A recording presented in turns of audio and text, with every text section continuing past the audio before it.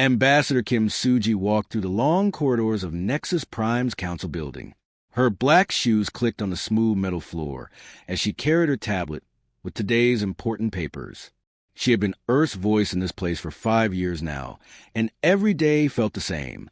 The other species looked down at humans like they were children who didn't understand the galaxy. Today was different, though. Today would change everything.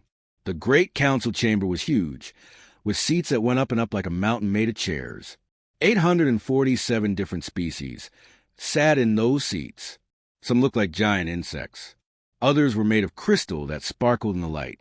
Some had tentacles instead of arms, and some breathed different air, so they sat in special glass boxes. Kim Suji took her place at the small human section near the bottom of the chamber. The human seats were tiny compared to others. The Zephyrians had a whole wall of golden thrones. The Altarians had twisted seats that looked like snake nests. Even the peaceful Centaurians had better spots than the humans. High Chancellor Vextar stood up on his crystal platform. His body was like a walking diamond, and when he spoke, his voice made the air vibrate. Today we vote on Human Motion 2847C. The question is whether humans should be allowed to build colonies beyond their current 23 star systems. Kim Suji felt her heart beat faster. Humans had been asking for this for 50 years. Earth was getting crowded. Their 23 systems could not hold all the humans who wanted to explore space. Other species had hundreds of systems. Some had thousands. But humans were told to stay small. The Council has studied this request. Vextar continued. We have concerns about human behavior. Humans are too aggressive. They fight too much. They change things without asking permission. They do not follow proper galactic law. Angry whispers came from all around the chamber. The snake-like Altarians made hissing sounds of agreement. The bug-like Corvin clicked their teeth together. Even species that usually stayed quiet were nodding their heads. Kim Suji stood up. Chancellor, may I speak for humanity? You may have 3 minutes, Vextar said, like he was giving candy to a small child. Kim Suji looked around the giant chamber. 300 years ago, humans had joined this council full of hope. They thought they would work together with other species to make the galaxy better. Instead, they became servants. Human doctors saved millions of alien lives, but aliens said human medicine was too simple. Human engineers fixed problems that other species couldn't solve, but aliens called it lucky guessing. Human traders helped connect different worlds, but aliens said humans didn't understand real business. Honored species, Kim Suji began. Humans have been loyal council members for 3 centuries. We have followed every law. We have helped in every crisis. When the Outer Rim plague threatened 12 species, human doctors worked day and night to find a cure. When the quantum communication network failed, human engineers fixed it in 3 days. When pirates attacked trade ships, human captains risked their lives to protect cargo that wasn't even theirs. Some species in the chamber looked uncomfortable. They remembered these things. But others just stared at her with cold eyes. We are not asking to take anything from anyone, Kim Suji continued. Space is huge. There are millions of empty star systems. We only want room to grow. We want to build homes for our children and schools for our students. We want to farm new worlds and discover new science. How does this hurt anyone? The chamber was quiet for a moment. Then the Corvin delegate stood up. His mechanical voice was harsh and cold.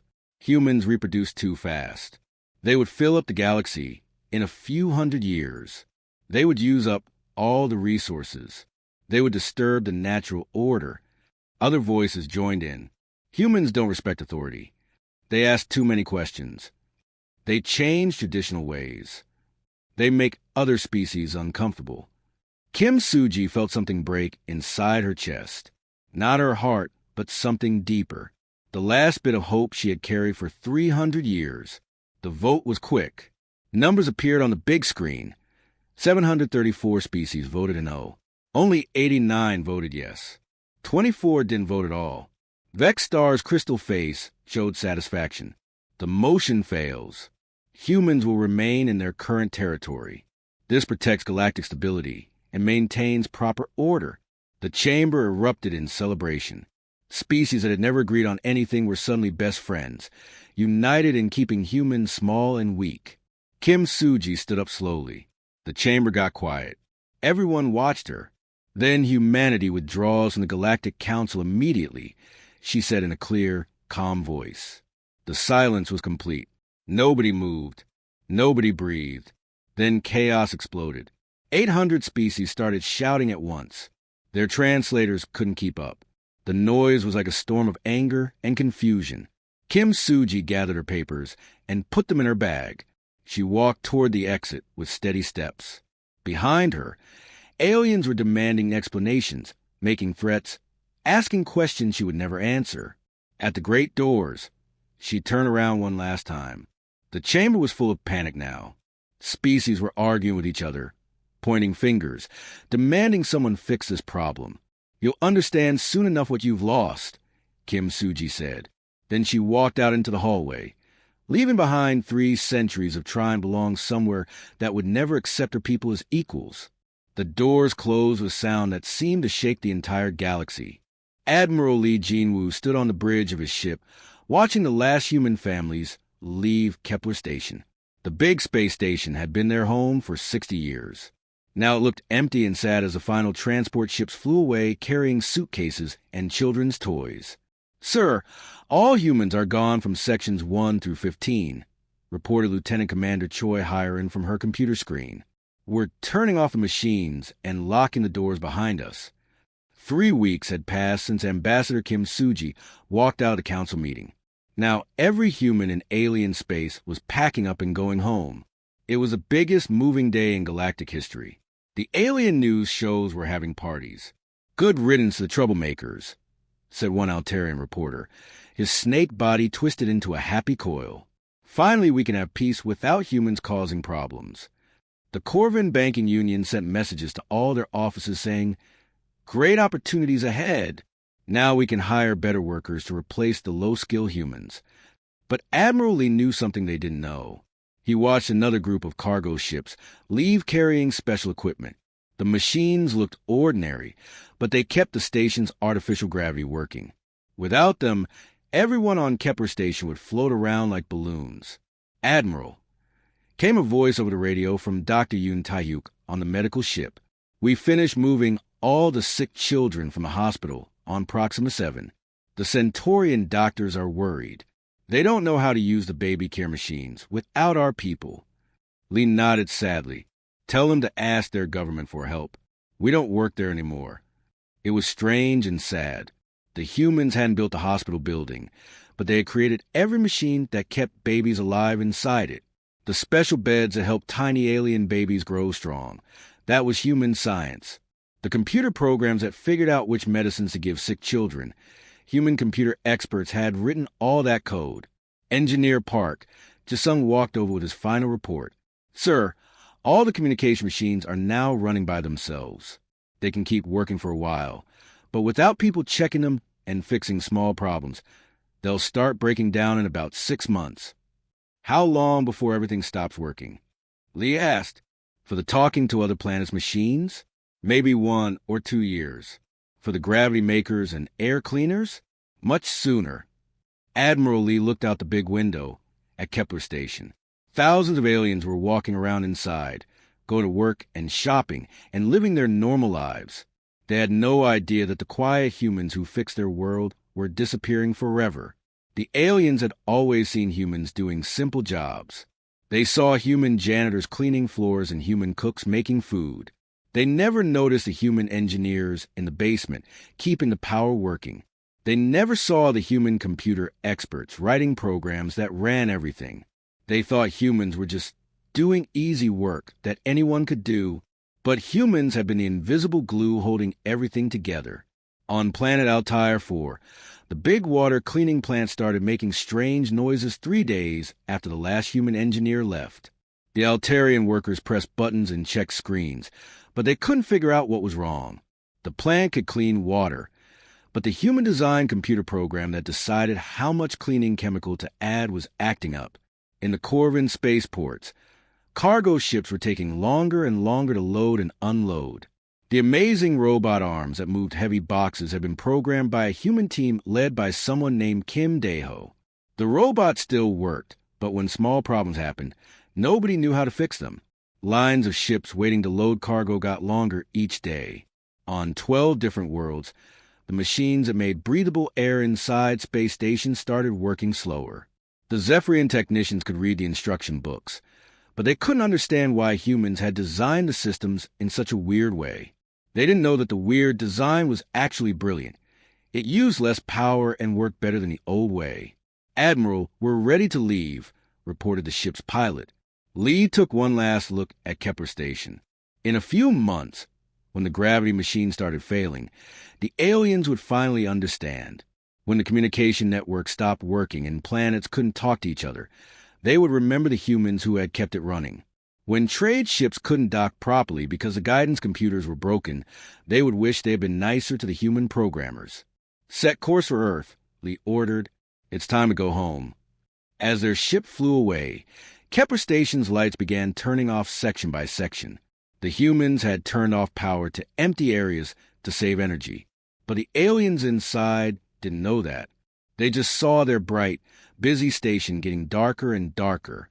Behind them, the great station that had been the center of galactic trade for 2 centuries began its slow slide toward silence. The aliens celebrating their freedom from humans had no idea they were actually watching the beginning of the end of their easy lives. The universe was about to learn that sometimes the most important people are the ones you notice least. 6 months after the humans left, Chancellor Crix of the Corvin Banking Union stared at his computer screens with growing fear. Red numbers filled every display. Trade between planets had dropped by more than half. Messages between star systems were taking days instead of seconds. And worst of all, important machines were breaking down everywhere. How is this possible? Crix's metal jaw clicked nervously as he spoke to the other alien bank leaders. Humans were only 4 out of every 100 workers in the galaxy. The answer came from a surprising place. Dr. Yoon Soo-jin was a human scientist who had stayed behind to study at the Altarian Science School. She had been quietly watching everything fall apart and taking notes. Her alien teacher, Dr. Zeltari, was now showing her research to the panicking bank leaders. The humans weren't just workers, Dr. Zeltari explained, his snake body coiled around a floating computer screen. They were like the glue that held everything together. "Look at this." The screen showed a map of the galaxy with bright dots of light connected by glowing lines. Each dot was something humans had built or fixed or improved.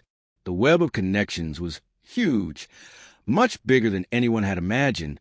Every big space station has at least 37 important systems that humans designed or maintained. The instant messaging network that lets planets talk to each other across the galaxy. The main computer programs were written by a human team led by Dr. Kim Dae-ho. The smart machines that keep trade ships running safely. Human inventions. On the capital planet Nexus Prime, High Chancellor Vextar was reading scary reports from across the galaxy. The space elevators that carried cargo from planets to space stations had broken down 3 times in 1 month. The air-making machines on 6 colony worlds were barely working. Most frightening of all, the special communication devices that let the Council talk to member planets were sending mixed-up messages. Emergency meetings were called, but nobody could fix the problems. The Zephyrian smartest engineers could understand how human machines worked, but they couldn't improve them or maintain them the way humans had. The Corvin's analytical minds could read the data, but they couldn't think of creative solutions like humans always did. Meanwhile, spy reports from the edge of human space told a very different story. The humans had not hidden away in fear like everyone expected. Instead, human colonies were spreading faster than ever before. Captain On Min-jae commanded a secret spy ship called the Silent Observer. He had managed to sneak close to human territory and gather information. His report to the emergency council meeting made everyone very worried. "The humans are not struggling," he announced to the assembled alien leaders. "They are doing better than ever. In 6 months, they have built new homes on 47 new planets. Their spaceships use technology we have never seen before, faster, cleaner, and more elegant than anything we have." The truth was becoming clear and terrifying. The proud Galactic Council had thrown away the species that had quietly become essential to keeping civilization running. The humans hadn't just left, they had taken with them the innovative thinking and technical skills that made galactic society work. On planet Corvin Prime, the main computer that managed all banking across the galaxy started giving wrong numbers. Trade deals worth billions of credits were getting mixed up. The computer had been maintained by a human team for over a century, but nobody had bothered to learn how they did it. In the Altarian home system, 3 space stations lost artificial gravity for 6 hours. Thousands of aliens floated helplessly until emergency crews figured out how to restart the gravity machines. But they couldn't understand why the machines had stopped working, which meant it would probably happen again soon. The quantum communication network, the miracle technology that let distant planets talk instantly, began having more and more problems. Messages arrived late, scrambled, or not at all. Entire star systems found themselves cut off from the rest of the galaxy for days at a time. Dr. Zeltari's research revealed the shocking truth. Humans had quietly improved nearly every important system in galactic civilization. They had done it so smoothly and naturally that other species never noticed. When machines broke down, humans fixed them better than before. When systems became outdated, humans upgraded them. When new problems appeared, humans found creative solutions. But the aliens had seen this as proof that humans were only good for simple repair work. They never realized that the humans weren't just fixing things. They were making everything work better. The Centaurians, who had always been kind to humans, were the first to admit their mistake. "We took their help for granted," said Centaurian leader Mira in a sad speech to her people. "We thought their kindness and hard work were just their nature. We never understood that they were gifts we didn't deserve." As another communication relay failed in the outer regions of the galaxy, cutting off 3 entire star systems, the truth became impossible to ignore. The galaxy's most arrogant species had made the worst mistake in their history. They had dismissed as inferior the very people who kept their civilization alive. And now, as their perfect galactic society crumbled around them, they were finally beginning to understand what Ambassador Kim Suji had meant when she said, "You'll understand soon enough what you've lost." The universe was learning a hard lesson about the difference between being loud and being important. The big alien ship Concordia flew slowly toward the edge of human space. High Chancellor Vextar had personally come on this trip, along with representatives from the 12 most powerful species in the galaxy. They brought expensive gifts, formal apology letters, and most importantly, desperate requests for help. Their civilization was falling apart. Planets couldn't talk to each other. Trade ships sat broken in spaceports. Medical equipment and hospitals had stopped working, and alien babies were dying without human-designed machines to keep them alive. Captain Co. Minha of the human ship Defiance met them at the border. The council leaders had expected to find humans living in poverty, maybe ready to come back and work for aliens again if they were offered better treatment. Instead, they found something that shocked them completely. The human ship was beautiful in a way they had never seen before. It moved through space like a dancer, smooth and graceful. Its design was so advanced that alien engineers couldn't understand how it worked. And the humans inside it looked confident and happy, not like defeated people begging to return home. High Chancellor. Captain CO's face appeared on the alien ship's main screen. Her uniform had new symbols and badges that the council members had never seen. "This is surprising. I remember your council voted that humans were too dangerous to be trusted with expansion. You said we were unsuitable for cooperation with advanced species." Vextar's crystal body changed color slightly. Something other species had learned meant he was uncomfortable. "Captain, the situation has changed. We have come to discuss the possibility of working together again." Working together. Captain CO said the words like she was tasting something strange. "Tell me, Chancellor, how is your instant communication network working these days?" The question hit like a punch to the stomach. The network was failing terribly, leaving whole sections of the galaxy unable to talk to each other for days at a time. The Council's best technicians couldn't solve problems that human engineers used to fix during their lunch breaks. "We are having some technical difficulties," Vextar admitted, his pride fighting with his desperation. Perhaps some former human technicians might be willing to work as paid consultants.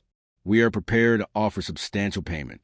Captain CO's expression didn't change, but several of her crew members exchanged looks that made the council delegates feel very uncomfortable. "I think you misunderstand our current situation," she said calmly. "Let me show you something." The view screen changed to show a star map that made the alien representatives gasp out loud. Human territory now covered over 200 star systems, connected by a network of space stations and colonies that seemed to pulse with organized activity. "This is the human commonwealth as of yesterday," Captain CO explained. "We had discovered that without the restrictions and prejudices of the old system, our abilities have expanded." Dr. Cha Yunji, a human scientist, appeared on the screen next to the captain. "We have also made first contact with 47 new species in the past 8 months. It turns out, when you don't operate under the assumption that strength makes you right, other civilizations are much more willing to have friendly conversations." The council delegation watched in stunned silence as the display showed trade routes, research partnerships, and cultural exchanges spanning territories they had never even explored. New species were joining human alliances every month, species that have been hiding from the arrogant Galactic Council for centuries. "But surely," pressed the Corvin representative, his robot voice shaking with desperation, "you understand that galactic stability requires cooperation between all advanced species. The infrastructure failures, the economic collapse, are not our problem to solve," Captain CO finished quietly. "You made that very clear when you voted to limit our growth and participation." High Chancellor Vextar leaned forward, his pride fighting against his need for help. What would it take for humanity to consider rejoining galactic civilization? For the first time, Captain CO smiled. It was not a particularly friendly expression. "Rejoin what exactly? Your galactic civilization is falling apart. Your member species are abandoning the council and running away. Your infrastructure is failing because you never bothered to learn how it actually worked. You just assumed it would always be maintained by people you considered stupid." The silence that followed was broken only by the quiet hum of the ship's engines. Dr. Cha Yunji added, 43 species have left your council in the past 6 months. Most of them have asked us for help. Some want to join our commonwealth. Others just want to trade with us instead of depending on your broken systems." The alien delegates looked at each other in panic. They had come expecting to negotiate with desperate humans who needed their approval. Instead, they found themselves facing a thriving civilization that had moved far beyond needing anything the old council could offer. "We're no longer interested in being junior partners in someone else's empire," Captain CO said with finality. "We're building something better." High Chancellor Vextar stared at the star map, showing human expansion and success. His crystal body had turned a dark, angry color. "And if we refuse to accept this new order?" he asked threateningly. Captain CO's smile became even less friendly. "Then you can continue managing your collapsing civilization without our help. We have new friends now, friends who treat us as equals." The alien ship turned around and flew back toward their dying empire, carrying news that would terrify every remaining council member. The humans didn't need them anymore. 2 years after humanity left the Galactic Council, Ambassador Han Soyan stood before a very different kind of meeting. The great halls of New Geneva Station, floating near Earth, hosted representatives from 87 different species. But unlike the old council chambers, this place felt warm and welcoming. The room was round, with equal seats for everyone. No species sat higher than others. No one had bigger chairs or fancier decorations. Advanced computer systems translated every language perfectly, keeping the meaning and feelings of each speaker's words intact. "Our quarterly report shows that 97% of all systems in Covenant space are working perfectly," announced Ambassador Han, her voice carrying easily through the perfectly designed room. "Our mutual help programs have prevented 14 potential disasters on colony worlds, and our joint research projects have created breakthroughs in medicine, clean energy, and space farming." She pointed to a holographic display showing the Covenant's territory. The network now covered over 400 star systems, with new members joining every month. Many were species who had escaped the chaos of the collapsed council regions. Dr. Bei Jaiwan, the Commonwealth's Director of Alien Relations, shared the integration numbers. This quarter, we successfully made first contact with 12 new species. 9 of them want to join our covenant. 2 prefer simple trade agreements, and 1 asked us to help solve a border dispute with former council remnants. The success was obvious, but Han knew the real measure wasn't in statistics. It was in the conversations happening all around the station. Centaurian philosophers were debating ideas with human scholars. Vegan traders were learning new business methods from recently contacted species. Former council members were working side by side with beings their old system would never have treated as equals. Admiral Jang Wonchik gave the security report with his usual directness. Council remnant forces tried to attack Covenant space 3 times this quarter. We stopped all attacks with minimal fighting and maximum restraint. However, refugee flows from Council territories continue to increase. Their infrastructure collapse is speeding up. The question of what to do about their former oppressors had been debated extensively. Some species wanted to send help immediately. Others argued for complete isolation from the chaos the Council had created. Ambassador Han addressed the room with the wisdom that had made her humanity's voice in this new era. The Open Covenant was founded on principles the old Council never understood. Diversity of thought makes us stronger. Technological advancement helps everyone when shared freely. And respect must go both ways to mean anything. She paused, looking around the chamber at representatives who would never have been considered equals under the old system. We don't help our former oppressors because they deserve it. We help because that's who we choose to be. But we do so as equals offering aid, not as servants begging for acceptance. The vote on sending humanitarian aid passed easily. Meanwhile, reports came in from across the galaxy telling the story of 2 very different civilizations. In the old Council territories, things got worse every day. The Zephyrian homeworld had lost orbital elevator service completely. Corvin banking systems crashed weekly, wiping out life savings of millions. The communication network that once connected 800-plus species now barely served 200, and even then unreliably. Former Council species were abandoning their old allegiances in droves. The peaceful Centaurians had been among the first to join the Covenant. The trading-focused vegan collective followed soon after. Even some Altarian colonies, tired of their homeworld's arrogance, had requested Covenant membership. But in Covenant space, miracles were happening daily. Human innovation, freed from Council restrictions and prejudices, was advancing at incredible speed. Combined with the unique knowledge and abilities of dozens of other species, they were solving problems that had plagued the galaxy for millennia.